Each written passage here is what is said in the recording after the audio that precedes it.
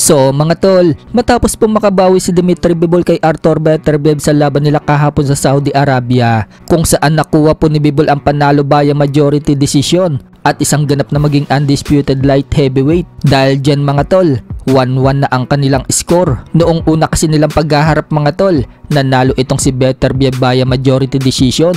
At ngayon naman mga tol, si Bivol naman ang nanalo sa pamamagitan din ng majority decision. Kaya naman usap-usapan ngayon ang trilogy ng dalawa. Noong mag-usap nga daw itong si Bivol at Beterbiev pagkatapos ng laban, nakikipag-shake hands daw itong si Bivol kay Beterbiev, pero hindi daw tinanggap ni Beterbiev. Sinabi daw kasi ni Beterbiev mga tol na hindi niya tatanggapin yung shake hands ni Bivol dahil maglalaban pa daw ulit sila sa pangatlong pagkakataon. So mukhang magkakaroon nga po yan ng trilogy mga tol. Nagsalita na po kasi itong si kamahalang Turki Al-Alsik ng Saudi Arabia na ikakasaumano niya ang trilogy kapag pumayag daw itong si Artur Beterbiev na tanggapin ang pangatlong laban. Samantala, hindi nga lang po si Beterbiev ang gustong makalaban ni Bivol. Binanggit din po kasi ni Bivol mga tol na papalagan din umano niya ang number 1 contender sa light heavyweight na si David Benavidez. At ang dati niyan tinalo na si Canelo Alvarez. Kaya kahit sino daw sa tatlo mga tol, papalagan daw niya. Bukod dyan mga tol, binabalak din daw ni Bivol na umakyat ng cruiserweight division. Pwede nga daw siyang umakyat ng cruiserweight mga tol dahil undisputed na daw siya sa light heavyweight. Sa kabilang banda naman mga tol, alam na nga po ng karamihan na tinawanan po ni Gervonta Tank Davis si Shakur Stevenson sa naging laban ni Shakur Stevenson kahapon kay Josh Padley na tinapos na Stevenson itong si Padley sa loob ng round 9. Nag-tweet po kasi itong si Tank Davis mga tol ng LOL, kaya nang tanungin si Shakur Stevenson sa interview sa kanya kung ano ang masasabi niya sa tweet ni Tank Davis. Wika ni Shakur Stevenson mga tol, nakapokus daw si Tank Davis sa kanya habang yung makakalaban daw ni Tank Davis sa March 1 na sila Montrose Jr. nakapokus daw kay Tank Davis, kaya sa tingin daw niya tataya daw siya kay Lamont Roach Jr.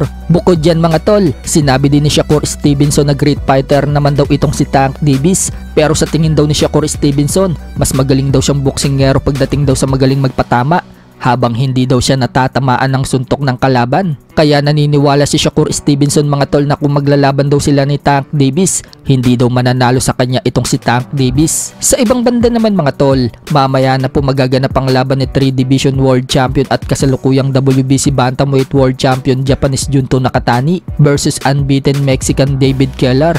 Sa timbang nga po nila kahapon mga tol, kapwa po nila nakuha ang weight limit sa 118 pounds. Tumimbang po si Junto Nakatani ng 117.5 pounds, habang tumimbang naman itong si David Kellar ng 117.3 pounds. Kapansin-pansin mga tol na magkasing taas lang yung dalawa, kaya magandang laban yan mga tol. Bukod dyan mga tol, lalaban din po sa card na yan si former world champion Jason Moloney. Haharapin naman po niya itong si Tenzin Nasukawa.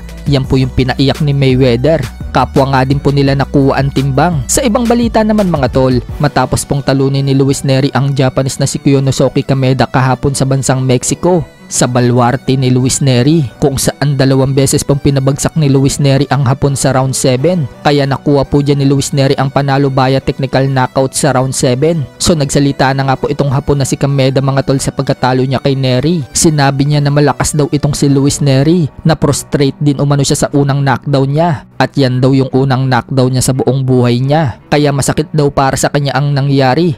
Confident daw kasi siya na kayang-kaya niya si Nery. Pero yung nangyari mga tol, bugbog ang inabot niya at bumagsak pa siya ng 2 beses. Dagdag pa ng Hapon mga tol, gusto daw niya makipag-rematch kay Luis Nery balang araw kapag malakas na daw siya.